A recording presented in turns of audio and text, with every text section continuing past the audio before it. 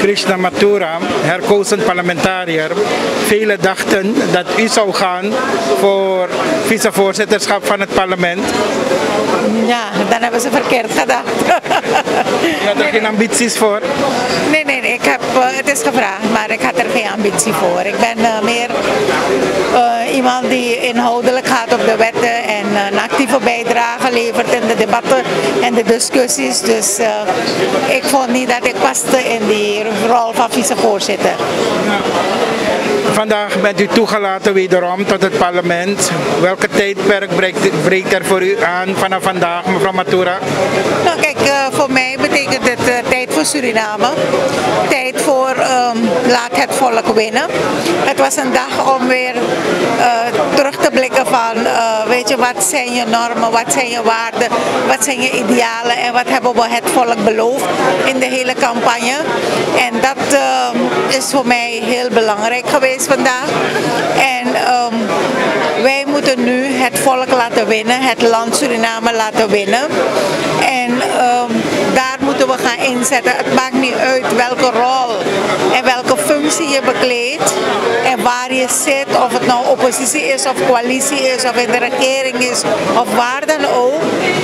Het is de plicht van elke publieke functionaris en politicus om het belang van Suriname op de eerste plaats te zetten en Suriname te laten winnen. En als iedereen meewerkt en als iedereen inderdaad op een integere manier, op een deskundige manier en gepassioneerd invulling geeft aan zijn functie, dan geloof ik dat Suriname inderdaad zal winnen en het volk zal winnen en het volk veel beter zal hebben dan wat er nu is.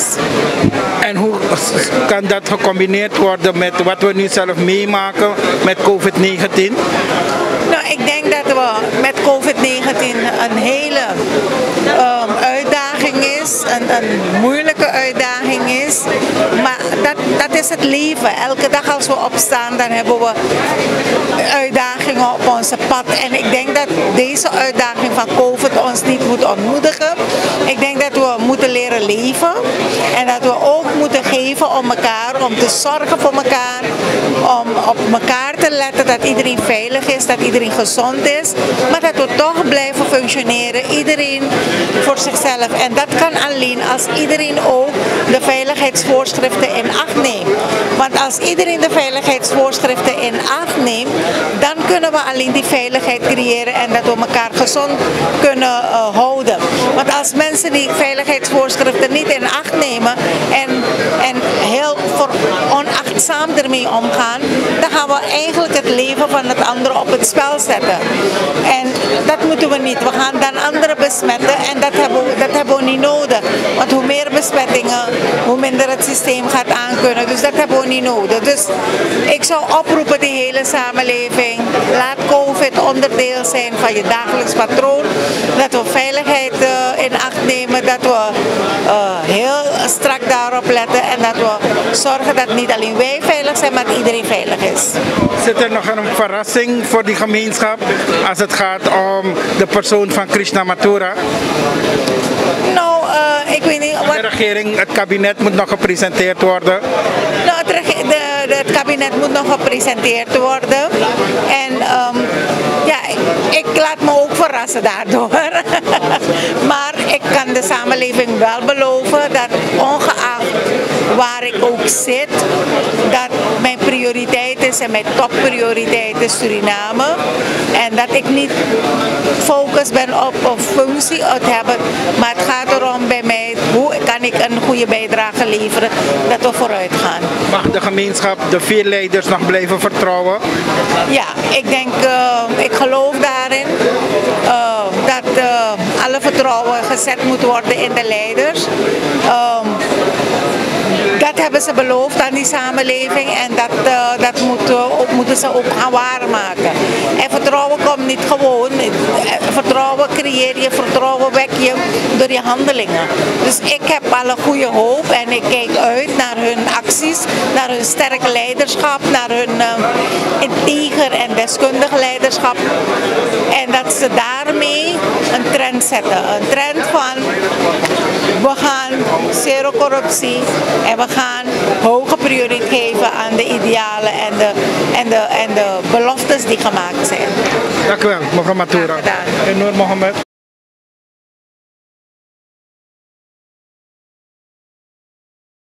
Riyad Noor Mohammed, geen onbekend terrein voor u. U bent herkozen. Mogen we u feliciteren, maar ook gelijk vragen welk tijdperk breekt er vanaf vandaag voor u aan? Inderdaad, het is een nieuw tijdperk dat komt. Laat me eerst alle kiezers bedanken. Die heeft gekozen voor de VHP. Vooral de kiezers in Paramaribo, want uiteindelijk vertegenwoordig ik ook Paramaribo. Het is een belangrijk tijdperk omdat we de afgelopen jaren hebben gezien hoe het beleid uitgevoerd is vanuit de regering, maar ook vanuit het parlement.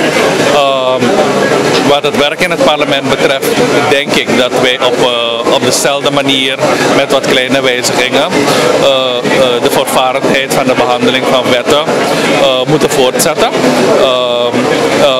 Op een zodanige manier dat het ondersteuning geeft aan het regeringsbeleid, dat uiteindelijk de kiezer er beter van wordt. Het heeft geen zin om wetten te maken waarvan de kiezer de dupe wordt. Dat beleid gaan we wel wijzigen. En als het aankomt op de persoon van Riyad Noor Mohammed, zijn er nog verrassingen voor die gemeenschap? Want het kabinet moet nog gepresenteerd worden.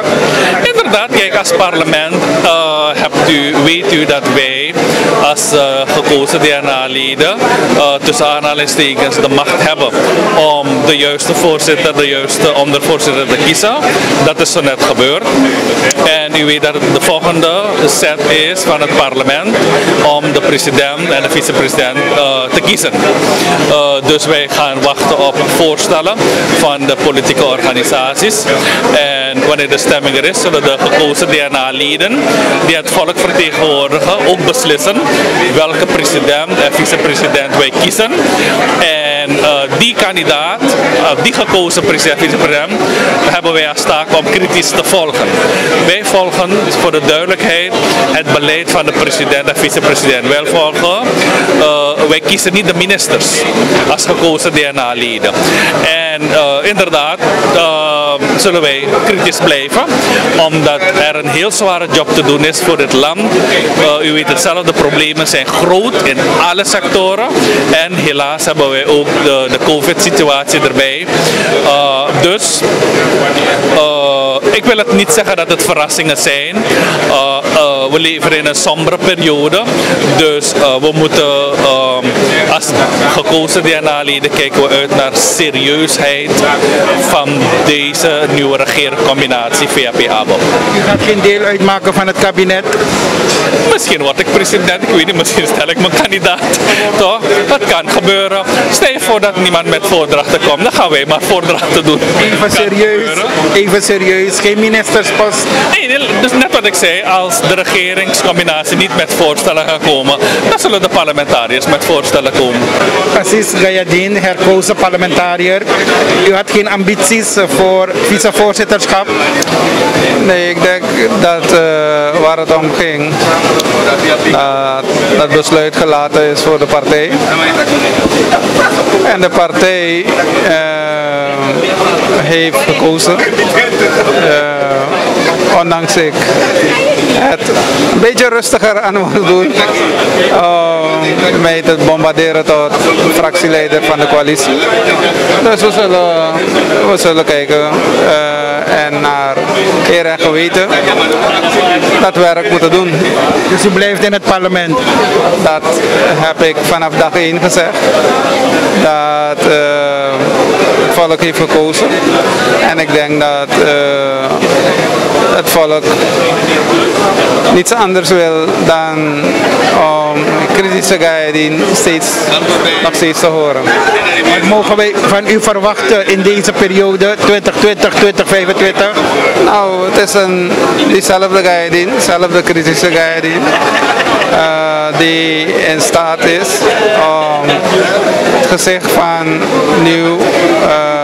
nieuwe regering, waarbij hard gewerkt zal worden naar wederopbouw van dit land, dat wij dat zullen doen. Samen met die samenleving, in goede communicatie, dat wat nodig is te bewerkstelligen. Regelgeving dat nodig is, daar zal hard aan gewerkt worden. Voor de rest, zaken begeleiding van de regering, controle, daar zullen we blijven doen. En ik denk dat het toch wel een andere tijd zal worden die de Surinaamse samenleving zal aanschouwen. Dat het geen parlement zal worden die als een pion zal functioneren naar de regering toe, maar een kritische parlement die samen met de regering zal werken aan opbouw van Suriname. Maar als oppositielid toen, heer Gayedin, heeft u vele onthullingen toen gedaan. Nu als coalitielid, gaat u zich zo scherp blijven houden? Absoluut, zo ken me. En dat was een van de laten we zeggen voorwaarden. Ik aanvaard deze functie, maar ik zal doorgaan zoals ik dat altijd gesteld heb, om de belangen van deze samenleving te beschermen. Ik reken erop dat onze regering een heel andere attitude aan de dag zal leggen en daar reken ik op. Dus in dat kader vrees ik niet dat wij gezamenlijk het werk zullen kunnen doen. Mag die gemeenschap nog belief hebben in de 4 leiders? Absoluut. Ik denk dat we hebben ons wederopbouwplan, ons regeerprogramma die we zullen presenteren. Daar zal opgenomen worden hoe achteruitgang die er is in die samenleving, de financiële malaise waarin we ons verkeren, halt aan toe zullen roepen.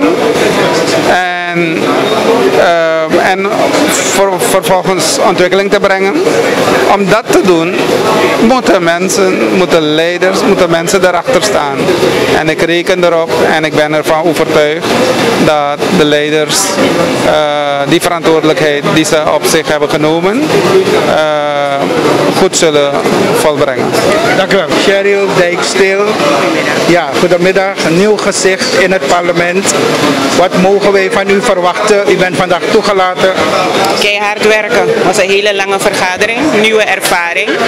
Maar zoals ik heb beloofd, keihard werken voor ons land. Ja, maar hoe keihard werken ook in deze periode van COVID-19? Nou, met de achtneming van de COVID-regels. Kijk, iedereen heeft een mond- en neusbedekking op. En we hebben nog weliswaar ongeveer 1,5 meter afstand. Maar dan nog, we hebben de virtuele wereld, we hebben internet. En er kan op een zeer effectieve en efficiënte wijze gewerkt worden. Alleen maar met de regels in acht nemen. Wat heeft het volk aan u gevraagd? Als onderdeel van de VHP heeft het volk gevraagd dat in eerste instantie wordt gekeken naar de financieel-economische situatie. En op basis van ons wederopbouwplan, samen met de andere coalitiepartners, zal dat als eerste prioriteit aangepakt worden. Ja. Zou het volk nog belief moeten hebben in deze 4 leiders? Ja, het zou wel moeten, ja. We moeten het samen doen toch, en zonder het vertrouwen. Als er geen vertrouwen is in de 4 leiders, hoe gaan we het doen? Hoe gaan we het doen? Is in de eerste plaats vertrouwen moeten hebben. Kijk, overal zijn er meningen en mensen mogen hun mening ventileren op een respectvolle manier. Maar vertrouwen moet blijven. We hebben dat vertrouwen nodig om door te kunnen werken. Vooral vrouwen met gezinnen zijn nu heel hard getroffen door COVID-19. U als vrouw, welke boodschap had u aan andere vrouwen in deze periode vooral, die het vooral heel moeilijk hebben? in de eerste plaats volhouden. Het is ontzettend moeilijk, we weten het. We proberen te helpen waar we kunnen. Maar in elk geval volhouden, niet opgeven. We hebben een aantal COVID-boodschappen gegeven vanuit de mediacommissie. En het is goed om mensen aan te moedigen en te zeggen van help elkaar. Waar je niet meer kunt, roep die hulp in. En waar je kunt, geef zoveel hulp mogelijk als je kan. Want in deze transitieperiode is het vreselijk moeilijk om ook nog los van alle andere dingen je bezig te houden met zeg maar, ook al is het belangrijk, voeding van mensen. Maar dan nog met elkaar denk ik dat het mogelijk is. Dus als we elkaar helpen vanuit de burgerplaats in de eerste instantie. En wanneer we daar zitten, dan kunnen we harder tegenaan om de economie stabiel te maken, zodat elke burger ervan kan profiteren. Hoe gaat u de regering kritisch benaderen, de regering kritisch volgen als de partij waar u ook uitkomt deel uitmaakt van van die regering? Als geheel, zoals we hebben een wederopbouwplan en het regeerakkoord dat er komt met de alle andere coalitiepartijen, daarin zullen er prioriteiten zijn en aan de hand van die prioriteiten zullen we de regering vormen. Het belangrijkste is dat mensen goed te eten hebben en dat mensen een stabiel inkomen hebben en dat er een stabiele economie is. En dat is dus het eerste waaraan we moeten werken. En op die basis, met die kritieke punten, zullen we de regering volgen. Moeten volgen. En u zal kritisch blijven? Ja, de mensen die mij kennen, die weten dat van mij. André Misikaba, minister van SOSAVO. De gemeenschap heeft u gekend als parlementariër, dan weer nu als minister, straks weer als parlementariër. Welke tijdperk breekt er nu aan voor André Misikaba, nu in de oppositiebanken? Inderdaad, tijdperk waarbij we vanuit de oppositie onze krachten gaan geven aan die samenleving. Dat is het tijdperk en we doen dat met alle genoegen. En hoe zal u deze regering begeleiden? Hoe zal u deze regering volgen? Ik ben blij met de ervaring die ik heb als minister, waardoor je inderdaad los van een inkijk in het parlementaire nu ook de uitvoering hebt gezien. Ik weet nu waar de hiaten zijn. Ik weet waarom DNA en de regering elkaar vaak niet kunnen vinden. En we zullen, ik denk, met deze ervaring zal ik een veel betere job kunnen doen als parlementariër. Waar die regering naar onze mening de zaken correct doen, zullen we die ondersteuning geven. Waar we denken dat het niet goed gaat, minder goed gaat, dreigt niet goed te gaan, zullen we een kritische noot laten horen, maar constructief in het belang van die samenleving. Meneer Misikaba, als u een spiegel voorhoudt, als u zegt, als ik dat anders had kunnen doen, wat was dat? Ik denk dat de kwestie van de koers, dus dan praat ik over het financieel-economische. Ik denk dat wij dat beter zouden kunnen doen. We hebben niet altijd die ondersteuning gehad van het veld. Dus ik hoop dat in elk geval de nieuwe regeerders dat stukje kunnen klaren. Ik hoop dat ze die ondersteuning van het veld krijgen, want anders gaan ze het ook niet kunnen doen. Dat is één stuk. Ik denk dat wat huisvesting betreft, dat we ook meer hebben kunnen doen. De concentratie was meer op uitgeven van grond. Daar hebben we inderdaad goede zaken gedaan. Maar toch denk ik dat we meer zouden kunnen doen op het gebied van huisvesting. We hebben een aantal dingen parten gespeeld. In het laatste moment heeft corona parten gespeeld, waardoor alle programma's kwamen stil te liggen. Er is veel werk die verzet moet worden. Ik wens de nieuwe regeerders heel veel succes. Als de geschiedschrijvers de periode 2010-2020 zullen schrijven, wat hoopt u dat ze vooral over u schrijven in deze periode? Ik denk dat ik er vandoor ga als iemand die weet wat hij wil, ook in de politiek. Sociaal bewogen en toch wel wil hebben dat vanuit het kader dat Suriname land in ontwikkeling is en je daardoor mensen nog hebt die een duwtje in de rug nodig hebben om er te komen, dat Misikaba er vandoor wil gaan als iemand die zich sterk maakt voor die groepen. Wat wilt u ook vooral nu al meegeven aan de nieuwe minister van SOSAFO? Ik denk dat huisvesting opgepakt moet worden. Ik ben blij dat ik die huurcommissie heb kunnen instellen.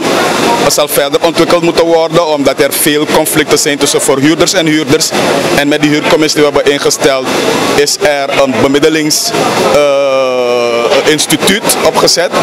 Dus ik hoop dat dat verder wordt ontwikkeld. Dat is één. Ik denk dat ten tweede we een keertje goed die groep die wij sociaal zwakkeren noemen moeten definiëren. En ik wil daar gaarne mijn bijdrage in leveren vanuit het parlement. Omdat wanneer je dat niet hebt, dan dubleer je. Want dan is diezelfde persoon krijgt een pakket hier, krijgt schoolkleding daar, krijgt noem maar op.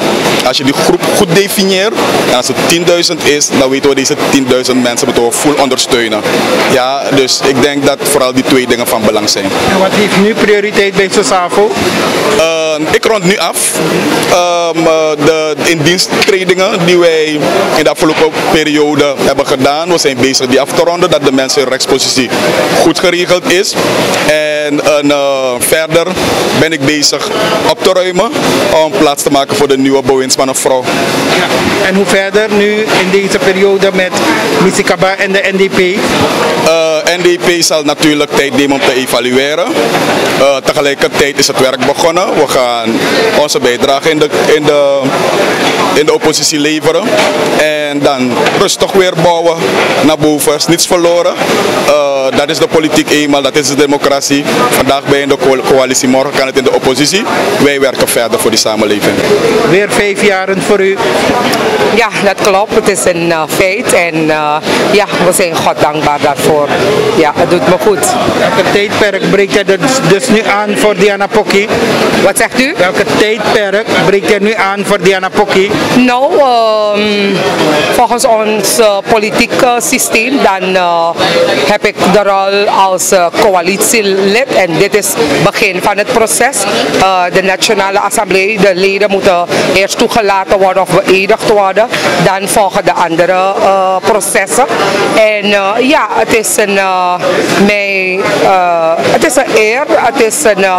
Ik vind het goed, want als je als een lid functioneert in de coalitie, dan heb je meer daadkracht om zaken gerealiseerd te krijgen.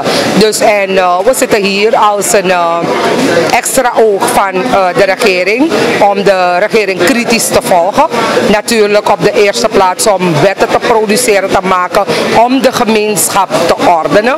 En niet wetten maken om het wetten maken, maar daadwerkelijk als je een wet produceert, dan moet het zichtbaar zijn en merkbaar zijn in de samenleving.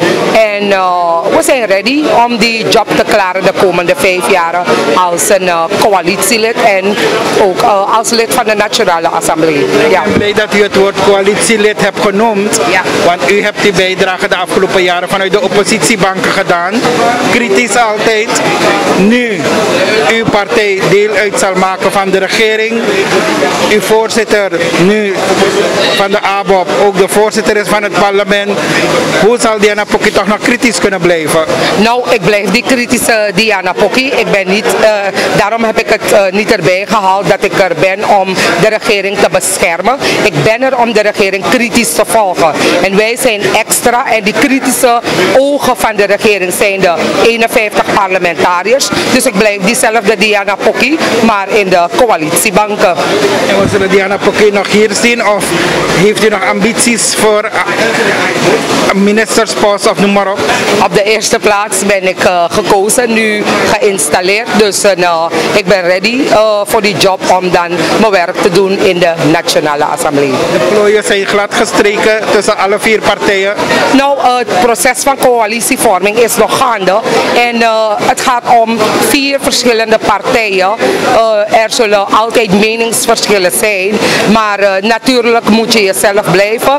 En die partnerschap moet er blijven. Begrijpt u? Kijk, we zijn bezig met een coalitie die niet gefocust is op de 4 politieke partijen. Maar het wordt gewoon 1 regering. We hebben geen, er is geen sprake van ABOP-ministers of VHP-ministers, NPS-ministers of PL. Maar het is 1 regering en we dragen allemaal die verantwoordelijkheid. En Suriname moet beter vanaf komen en dat is ons streven en uitgangspunt. Doet de ABOP gierig? Nou, het is een onderhandeling en als je aan de onderhandelingstafel zit, dan wil je het beste halen voor je achterban. En laten we niet doen alsof we vreemden zijn in Jeruzalem. Politiek blijft politiek en je vecht voor een bepaald gedeelte. Maar kijk, de verkiezingsperiode is al achter de rug. Nu staat Suriname voorop. We gaan werken voor Suriname. Dat is op de eerste plaats. Dus ook al wil men zeggen dat de ABOP gierig doet, we hebben een heel sterke leider en hij haalt het beste uit die deal. Edward Belfort, gefeliciteerd. U bent vandaag wederom toegelaten tot het parlement. Wij hebben u altijd zeer kritisch gekend vanuit de oppositiebanken. Nu bent u coalitielid. ABOP-voorzitter Ronnie Brunswijk is nu ook de nieuwe voorzitter van het parlement. Gaat Edward Belfort nog zo kritisch kunnen blijven? Edward Belfort zal hetzelfde blijven. Zo kent men mij vanaf de politiedienst. Ben ik altijd kritisch geweest. Ik ben bij 20 jaar bij de politie gebleven. Ik ben zonder een strafdienst eruit gegaan door mijn kritische houding.